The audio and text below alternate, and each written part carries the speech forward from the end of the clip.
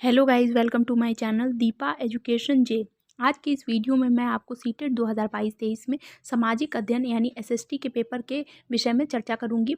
आज का जो ये वीडियो है वो सिविक्स विषय से है और आपको पता है कि एसएसटी में आपके चारों विषय से संबंधित प्रश्न आपकी परीक्षा में आते हैं। तो सेशन को लेट ना करते हुए इसे स्टार्ट करते हैं।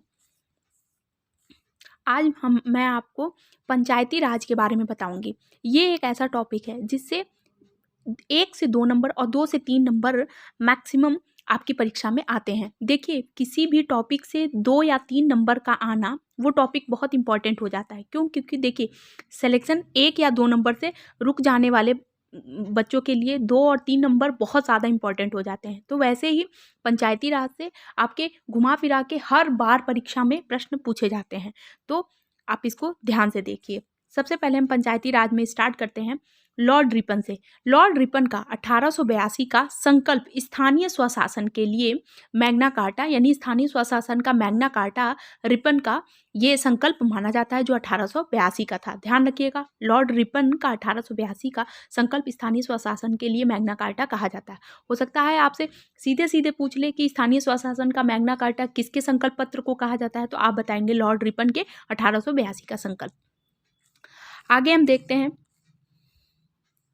कि पंचायती राज का शुभारंभ कहाँ से हुआ। देखिए, इससे भी ये भी इंपॉर्टेंट है, आपकी परीक्षा में इससे भी प्रश्न पूछा जा सकता है। देखिए, पंचायती राज का शुभारंभ स्वतंत्र भारत में 2 अक्टूबर 1959 को नेहरू जी द्वारा, जो भारत के प्रथम प्रधानमंत्री थे, द्वारा राजस्थान राज्य के नागौर जिले से हुआ। बहुत पेट क्वेश्चन है, आपकी परीक्षा में आता ही आता है।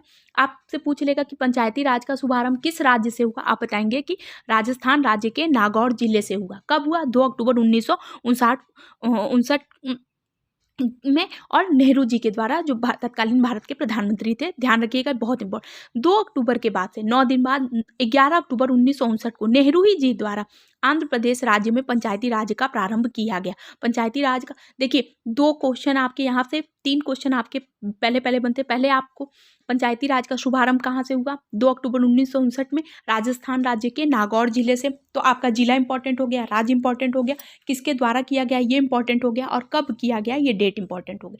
तो देखिए, ये सारी चीज़ें बहुत इंपॉर्टेंट है, आपकी परीक्षा में बनेंगे, इससे प्रश्न आपकी परीक्षा में बनते ही हैं। आगे हम देखते हैं अनुच्छेद 243 च के अनुसार पंचायत का सदस्य बनने के लिए आपकी न्यूनतम आयु 21 वर्ष होनी चाहिए। देखिए, 21 वर्ष आपको पता है कि न्यूनतम आयु 21 वर्ष होनी चाहिए, और ये किस अनुच्छेद के तहत है? तो 243 च के अनुसार पंचायत का सदस्य बनने के लिए आपकी न्यूनतम आयु 21 वर्ष होनी चाहिए। आगे देखते हैं। देखिए, अब पहले आपको मैं एक बात बता देती हूँ कि जो पंचायत, हो सकता है आपसे पूछ ले कि पंचायत की अवधि कब तक होती है। देखिए, इसकी अवधि जो होगी वो 5 वर्ष की होगी। ठीक, पूछ लेगा कि पंचायत की अवधि कितने वर्ष की होगी, ऑप्शन दे देंगे 4, 5, 4, 3, 2, 1। तो आप बताएंगे कि 5 वर्ष इसकी अवधि होती है, और इसका जो अवधि गिना जाता है वो उसके प्रथम अधिवेशन से गिना जाता है। ये बहुत इंपॉर्टेंट। ये देखिए, पंचायत को यदि किसी विधि के अधीन पहले ही विघटित नहीं कर दिया जाता है, देखिए पंचायत 5 वर्ष के लिए होगी, ध्यान रखिएगा, पंचायत 5 वर्ष।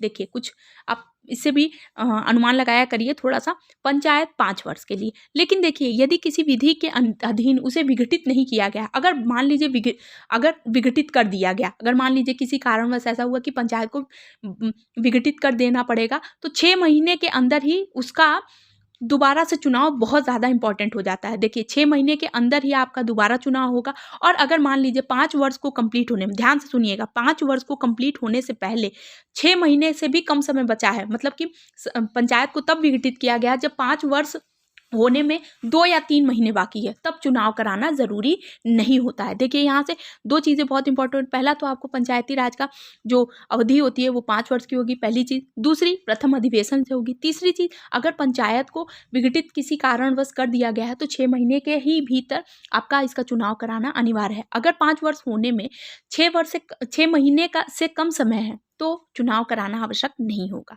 तो देखिए, ये कुछ इंपॉर्टेंट चीज़ें थी जो आपकी परीक्षा में किसी न किसी वे में पूछी जाती हैं। आगे हम बात करते हैं कुछ क्वेश्चन है जो आपकी परीक्षा में आ चुके हैं। अब देखिए रिपीटेड क्वेश्चन है जो आपकी परीक्षा, स्थानीय स्वशासन का पिता किसे कहा जाता है? लॉर्ड रिपन को कहा जाता है। स्थानीय स्वशासन का पिता कहा जाता है लॉर्ड रिपन को। 1865 मैंने पहले देख लीजिए, ये चीज़ें इतनी इंपॉर्टेंट हो जाती हैं क्यों? क्योंकि देखिए इनका जो संकल्प पत्र जारी हुआ था 1885 में, वो इसलिए और भी ज़्यादा इंपॉर्टेंट हो जाता है क्योंकि वो संकल्प पत्र को भारतीय पंचायती राज व्यवस्था का मैग्ना कार्टा कहा जाता है। इसलिए स्थानीय स्वशासन का पिता किसको कहा जाता है? लॉर्ड रिपन को। पंचायती राज का प्रारंभ किस राज्य में प्रारंभ हुआ? तो राजस्थान राज्य के नागौर से। अगर 9 दिन बाद यानी 11 अक्टूबर को नेहरू जी द्वारा इसको आंध्र प्रदेश में भी शुरू किया गया था। ध्यान रखिएगा, ये देखिए मैंने यहाँ पर थ्योरी में पहले ही करा दिया। देखिए थ्योरी इसकी बहुत बड़ी है, लेकिन जिससे प्रश्न आपकी परीक्षा में आते हैं उसको मैंने आपको पहले ही बता दिया है। देखिए ये सारी चीज़ें आपकी परीक्षा के लिए इसलिए बहुत ज़्यादा इंपॉर्टेंट हो जाती है। देखिए यहाँ पर दिया है कि 1882 का संकल्प स्थानीय स्वशासन का मैग्ना कार्टा कहा गया है। अब इससे संबंधित कुछ प्रश्न भी देख लेते हैं, और ये प्रश्न जो है आपकी परीक्षा में आए हुए प्रश्न हैं, ये रिपीटेड प्रश्न है जो आपकी परीक्षा में आते हैं। तो देखिए यहाँ पे दिया है स्थानीय स्वशासन का पिता क्या किसे कहा जाता है? तो स्थानीय स्वशासन का पिता लॉर्ड रिपन को कहा जाता है। 1882 का जो उन्होंने संकल्प पत्र जारी किया था, इसके जो भारत के लिए क्या हुआ? पंचायती राज का मैग्ना कार्टा सिद्ध हुआ। पंचायती राज का प्रारंभ किस राज्य में प्रारंभ हुआ? राजस्थान। अब अगर आपसे पूछे किसने इसे प्रारंभ किया? तत्कालीन प्रधानमंत्री पंडित जवाहरलाल नेहरू द्वारा।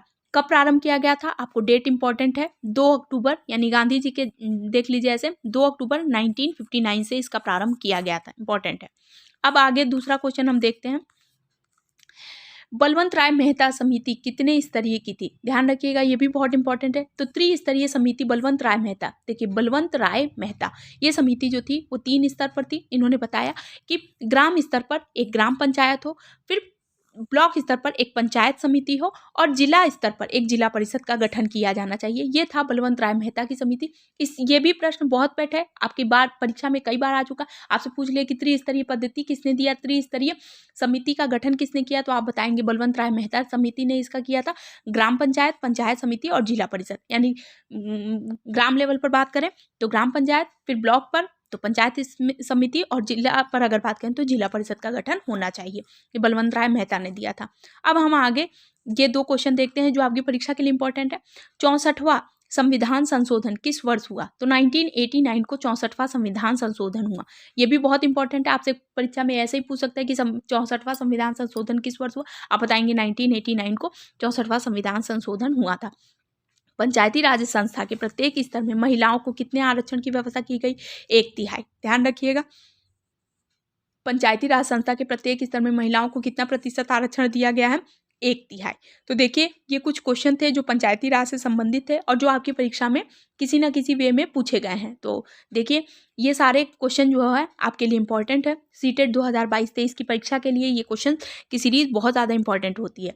तो आई होप आपके लिए वीडियो बहुत ज़्यादा यूजफुल होगा, और आई होप कि आपको ये वीडियो समझ में आएगा एक बार पढ़ने पे। तो जो भी व्यूअर्स इस चैनल पर नए हैं, प्लीज़ मेरे चैनल को लाइक कीजिए, सब्सक्राइब कीजिए, शेयर कीजिए। Thank you.